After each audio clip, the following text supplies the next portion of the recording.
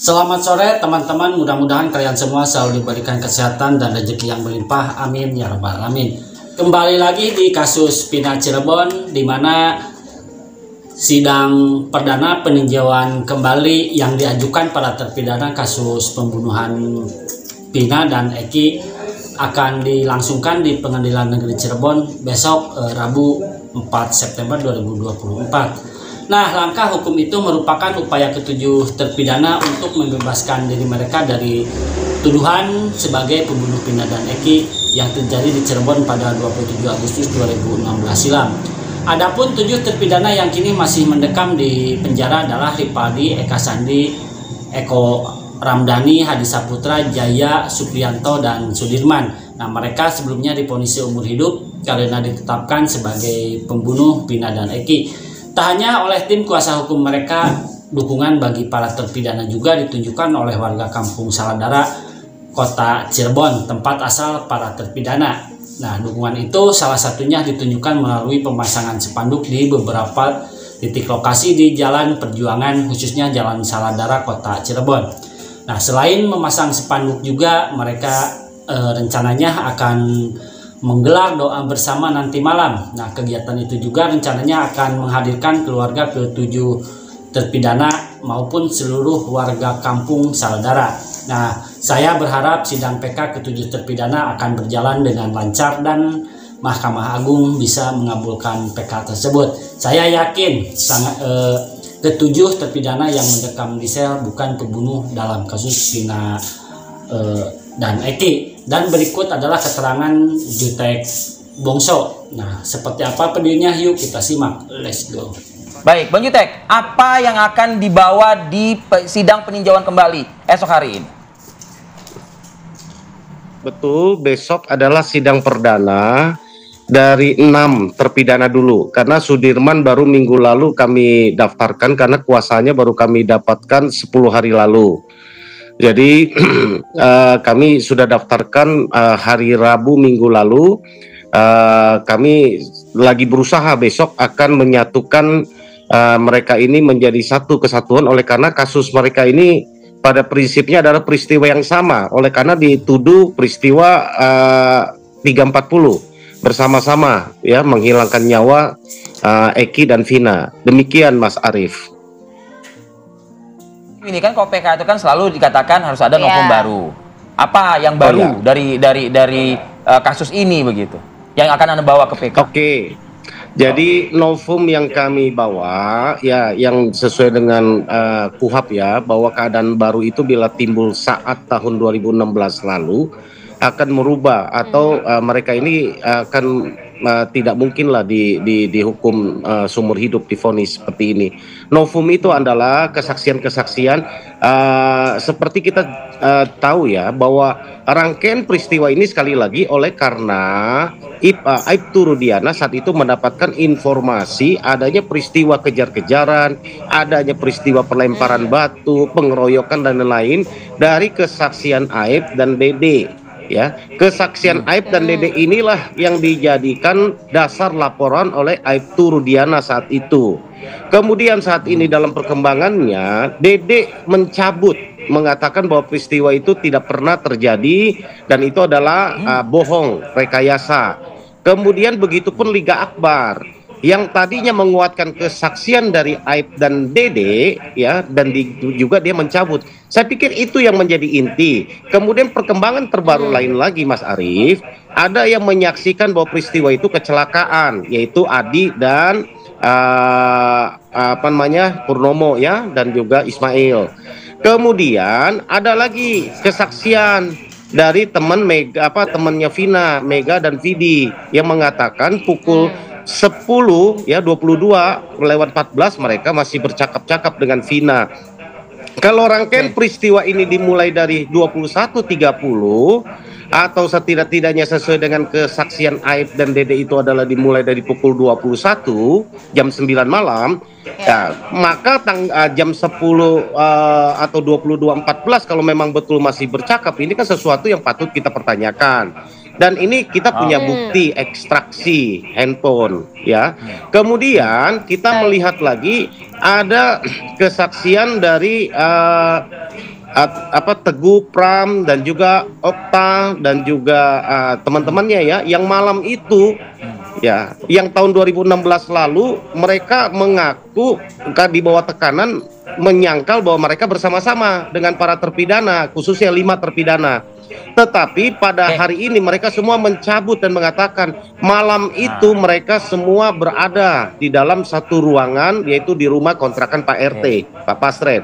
Jadi secara alibi, secara kesaksian yang melihat langsung, dan juga ada peristiwa yang menyaksikan kecelakaan, dapat kami pastikan bahwa peristiwa itu sesungguhnya tidak ada. Demikian gitu Mas Arief.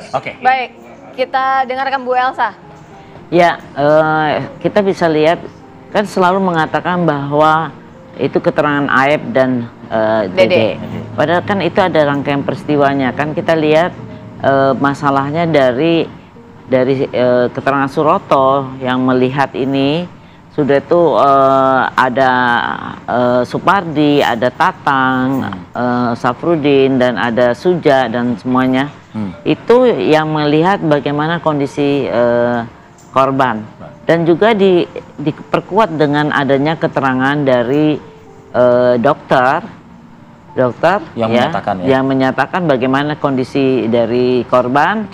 Dan juga dan sepertinya bukan kecelakaan gitu ya Bu? Bukan kecelakaan, karena kan ada namanya trauma benda tajam ya di sini, dan di sini ada tulisan V. Mana ada kalau kecelakaan tulisannya ada sengaja ditulis V, dan juga ada benda tajamnya adalah mandau yang dipegang oleh kalau nggak salah Ucil ya. Ya itu jadi Rivaldi itu. Jadi nggak ada namanya kecelakaan ada benda tajam. Terus nggak ada kecelakaan yang adanya sperma di dalam tubuh. Itu pun diperkuat dengan ada kesaksian dari pemandi jenazah namanya Ibu Uwais yang melihat yang membersihkan itu penuh dengan sperma lendir yang sperma, dan ternyata dari dokter juga mengatakan ada sperma. Jadi itu nggak ada cerita kecelakaan itu. Tapi kita tadi bisa bantah ya. Bu Elsa, Bang Jutek bilang meyakini bahwa ada saksi baru yang melihat sebenarnya. Ya melihat kan tadi kenapa dia tidak ada dari dulu 8 tahun yang lalu. Dia baru bicara sekarang kan orang semuanya mau pansos. Semuanya kan bicara di podcast. Coba kalau bicara sampaikan ke kepolisian dong. Harusnya mengatakan pada saat dan itu ya? harus diaudit. Terus sudah tuh masalah ekstraksi ya, yang masalah 22-14 itu.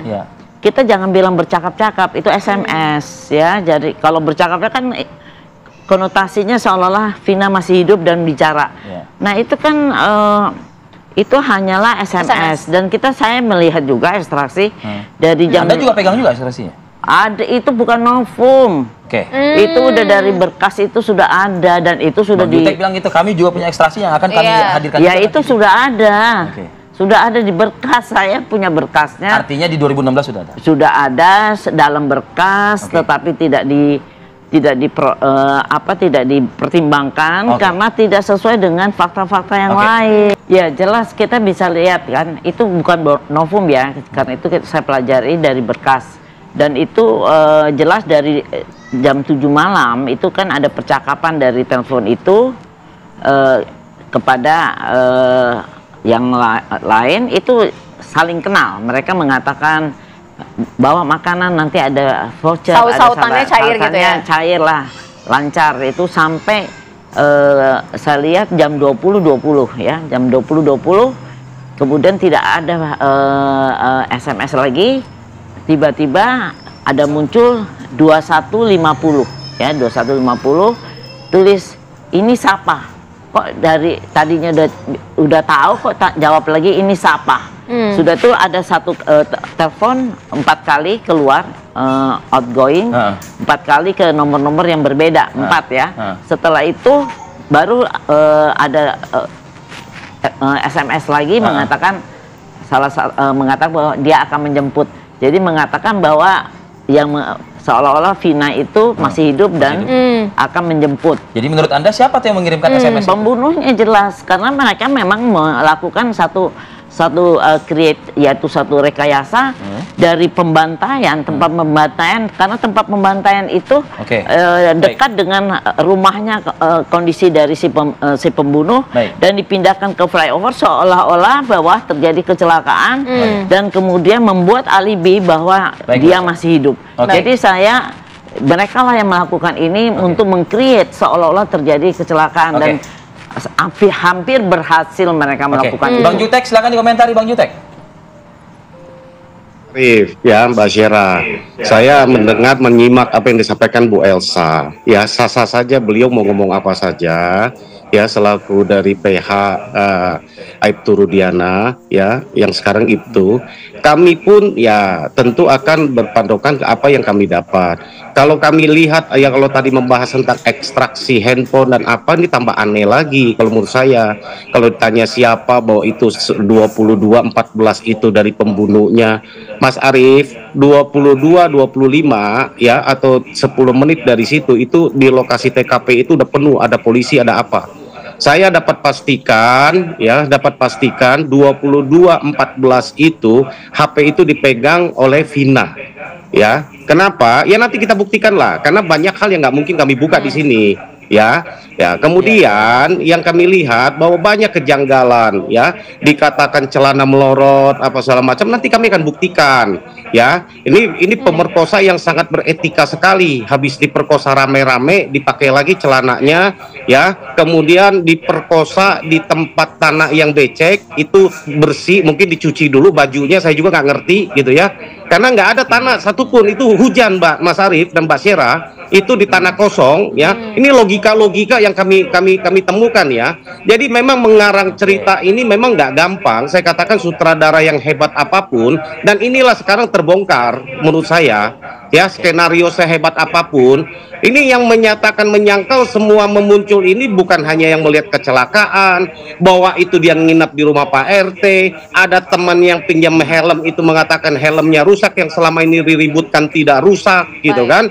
Kemudian ada temannya Eki yang mengantar jam berapa, itu kami sudah dapatkan, gitu kan. Kami nggak bongkar aja ini semua sampai detik terakhir yang mengantar Eki berangkat sama Vina jam berapa, siapapun orangnya kami sudah dapat, gitu loh. Ya, ngobrol apa yang dilakukan Eki jam 9.30 kami pastikan Eki itu masih diantar oleh temannya 21.30. Ya, jadi nggak mungkin lah kalau menurut kami. Jadi memang ada yang berani bersaksi, ada yang nggak berani bersaksi. Silakan saja orang mau berpendapat apa. Kami hanya ingin menegakkan keadilan. Kalau memang saat itu ada rekayasa yang begitu luar biasa sehingga orang tidak bersalah dihukum, tolong kita tegakkan. Itu aja yang kita mau. Jadi terlalu banyaklah kebohongan-kebohongan yang menurut kami yang sudah dibangun narasi selama ini. Saya selama ini agak diam ya, nggak banyak saya bicara selugas seperti hari ini gitu. Di persidangan